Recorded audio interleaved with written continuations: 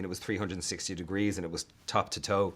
Yeah. But it was wonderful. It was incredibly liberating.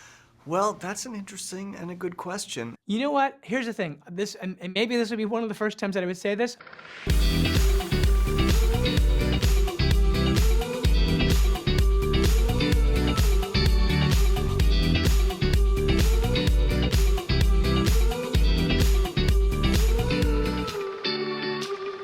Well, are you on holidays or are you working? I mean, you're working, but a working holiday?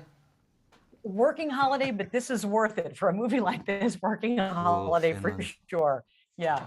Congratulations, you guys. I want to start with you, Colin, if you don't mind. Unrecognizable is obviously the word that everyone is saying as it relates to your performance. When you watched the film, is there anything of you that you can see in this character as you're watching him, a mannerism, something that is you?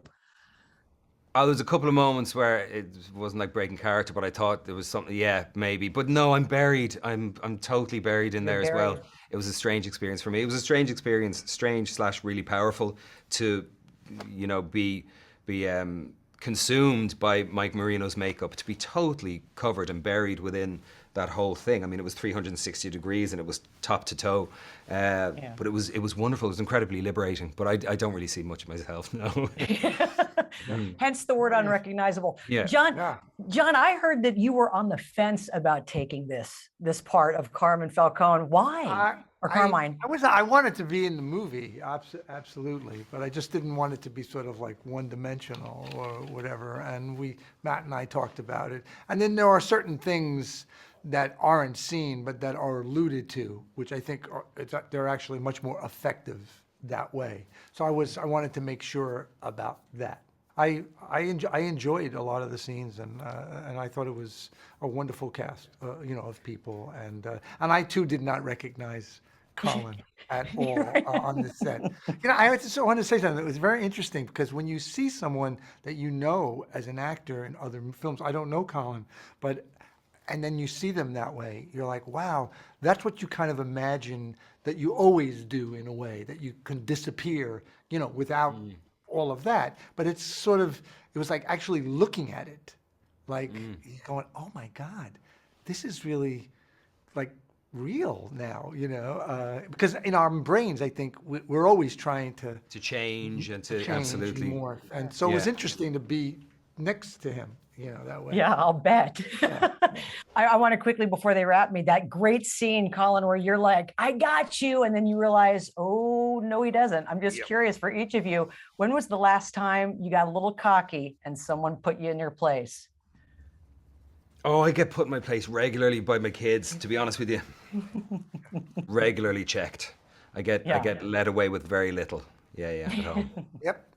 Constant. Same, John? Yep. Absolutely. Constant. Yeah. You get put in your place at home all the time. That's why they're there. Hey, congratulations, you guys. I so wish this was in person. I know you've been busy doing these for days, so I really appreciate your time. Thanks, Tara. Enjoy Finland. Enjoy Finland. Oh, Yeah. Thanks, you guys. Paul, I want to start with you. If cops come into a diner and tell me to put my hands up, I'm immediately reacting. You play the Riddler with such restraint. What is the key to playing with restraint? Well, that's an interesting and a good question. I suppose, I mean, this guy, this plan that he's put in motion is so meticulous and obsessive and intense and so full of intent and purpose. I think he is the chess master. And I think when you have control of your life is when you can feel powerful, perhaps. I think he is somebody who, in his life before the Riddler, felt an utter lack of control and felt like a complete nobody. But when he's got, once he's discovered this mask, I think he's found his power, and I think maybe the restraint comes from there. Well, the other quick, bigger question, how long did it take you to make that perfect question mark in your latte? Because I feel like you could be a barista. Well, I worked on that for months Yeah. and months and months. Our art team did a fantastic job, not just with that, with everything in the film, but I do love that moment. You know, Jeffrey, I've told you this before. I see Jeffrey Wright in a movie. It carries so much weight for me. You bring such weight to Lieutenant Gordon. And it's interesting because you play him obviously earlier on in his career. And I'm curious, what's the biggest difference in you now as a seasoned veteran versus when you first started out and you were just kind of getting your career kicked off, like your character here? I think the biggest difference is that I'm older. I think that's probably That's it? that's the major difference. Yeah. Just speaking of for Gordon, yeah, I think it was exciting for me that he is in the early days because the Yeah. thing that I've learned over time, having done this for a while, is to choose good collaborators. And Matt's design in having Gordon be a lieutenant, still a cop on the street, if you will, was to really activate that character, so he could be engaged in the hunt for our friend the Riddler, and be really caught up in the driving thread of our film, which is this detective work. Matt very much wanted to celebrate Batman as the world's greatest detective, and so I think the thing that is different now for me than it may have been then early on, although I was reasonably good then, is just learning to choose the right partners to work with, the right collaborators, the right director, learning to interpret a script and find something special like the script that Matt wrote for this film. Well, you mentioned he's obsessed, obviously. What's your current obsession? What are you currently obsessed with? I'm obsessed. I guess NBA season is there's some nice surprises this year, so I'm enjoying that. How about those Phoenix Suns? Well, I mean, they are, incredible, incredible. Yeah. Yeah. The Nets are Jeffrey? reviving. The Nets are reviving. Well, sure they are. I mean, I'm sure they are. I'm really curious. They made a good trade the other day. I think we won that. Yeah. The better side of that. But obsession for me, I think actually I've kind of revived an earlier obsession, which is chess. I've been. Ooh. It's chess.com. It's brilliant. Hey, throw them a little bone. But it's a brilliant app. You can analyze your games. I think I've played people from over 105 countries now. Wow. And it kind of helps take my mind off all of the other stuff that I'm supposed to be doing and gives me a little break.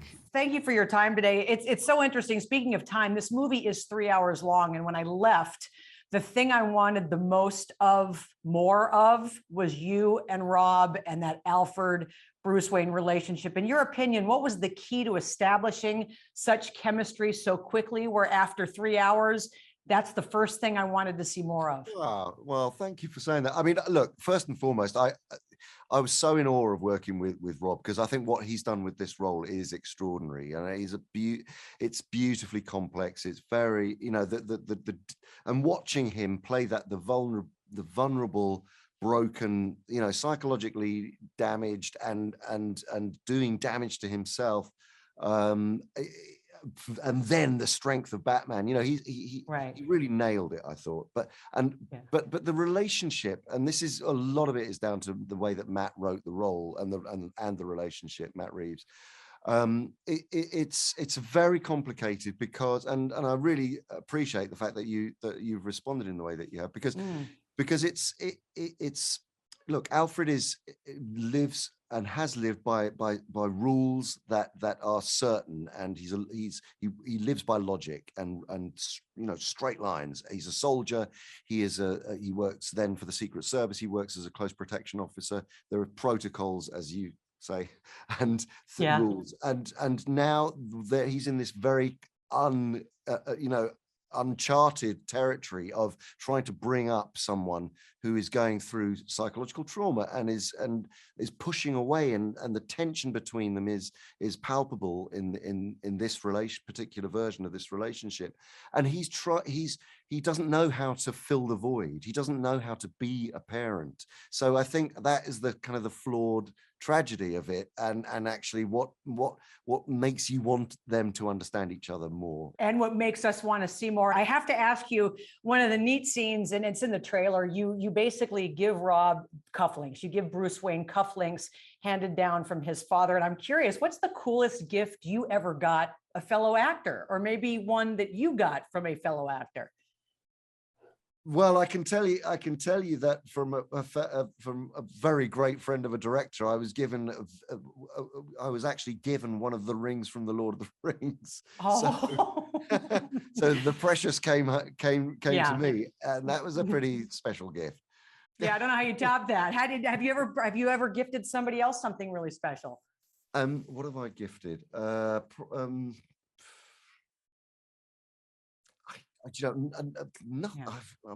must be really mean because I can't think of any. I can't think of anything really as important. I know they just wrapped me. I want to get in one last question. This is a lot about legacy, and you ask Bruce Wayne the legacy that his name carries. The name Serkis. You've got kids in this industry, and you've done such an amazing job with your wife raising these children. What do you want this Serkis name to mean? That legacy for you? Wow, that's not something I've ever really thought about. I mean, my children have all started acting, and I hope that they find their own way, basically, and whether the name goes with them or not, I just want them to enjoy what it is to be in this glorious profession, and to actually understand why they want to do it. I mean, I think that's one of the things I've always said to them is know why you want to do this, because it's about communicating stories, and it's about you're in a really empowered position. So use your responsibility wisely. What a treat to see this movie. I left after 3 hours going, I cannot wait for more. Just tell me now awesome. Tell me we're getting some more. Just be honest. Well, we'll see. I mean, we're certainly talking about it, but like we're in that moment now. I started this in 2017, so it's literally been 5 years since I began. So you're in this really scary moment. You go like, okay, well, let's see what people think, and it is really exciting because we've been showing it to audiences, and people are really excited about it. So now I'm starting to really believe, oh yeah, we're gonna do more. So yeah, it's an exciting moment, and obviously the moment now is how the world receives this Batman, but I know that Rob is a great Batman, and so I believe in my heart there will be more. It's interesting. I'm such a fan of his anyway, but I have to admit, I thought it was an interesting choice when he was cast. I just thought he was fantastic. He exceeded even my expectations. I agree with you. I mean, I think Rob is an extraordinary actor, and it's interesting because people, he became kind of a pop culture icon, during Twilight, and then he did such an interesting thing, which was to go off and pursue all these really interesting filmmakers like Claire Denis and James Gray and David Cronenberg, and just did all this great stuff. And I think that he's become such an incredible actor. And I saw him in a movie called Good Time by the Safdie brothers while I was writing, and I just started writing it for him because he had such intensity and drive, but also vulnerability. And I think it's that mix. He really humanizes the character, but he's always surprising, and he's very intense. And he ended up being, look, I knew he was going to be amazing, but he was, of course, even more than I thought he was going to be, and a delight to work with. He's a lovely person. He's the nicest guy. In fact, if anything, you can tell he's almost a little uncomfortable, with all the attention that he gets, and yet he's in one of the biggest movies of the year. He's just fantastic. Yeah. There's a line you just talked about. In fact, it was funny. I was watching the interview with the cast. I can't remember where it was on YouTube, and Zoe said, "I'm worried about Matt Reeves. I feel like this is the hardest you've ever worked." You've just been obsessed with this, as you mentioned, for years. There's a line where the mayoral candidate says to Bruce Wayne, "I don't think you're doing enough for this city." And I'm curious, what do you wish you had more time so that you could do more of it? You know what? Here's the thing. And maybe this would be one of the first times that I would say this. I'm ready for the film to come out. It's a scary moment for me because I can't go back and touch anything anymore. But honestly, we put everything we could into this movie, and I'm really proud of it, and I'm really excited for an audience to see it. So, don't get me started on that, because then I'll start thinking of something. Yeah. So you're clearly one of those people that just can't ever put anything down. Well, to me, in that way, I think it's one of the reasons why I so identify with Batman, which is obviously I'm nothing like Batman, but the one way that I think that I'm kind of like Batman is just in my kind of obsession through what I do. I'm no vigilante, that's for sure. But this idea of trying to make sense of the world through what you do. To me, making movies is sort of my way of sort of approaching the world and making sense and making meaning out of my life. And I think that's really what this Batman is doing. You know, he's driven really from a personal place, which he's haunted to revisit what happened to him as a child night after night in this kind of almost compulsion. And I guess I have a little bit of that compulsion about filmmaking. I hope you get a break. Thank you for this Thank film. you. People are in for a treat. Thanks, Matt. Awesome. I'm so glad you liked it.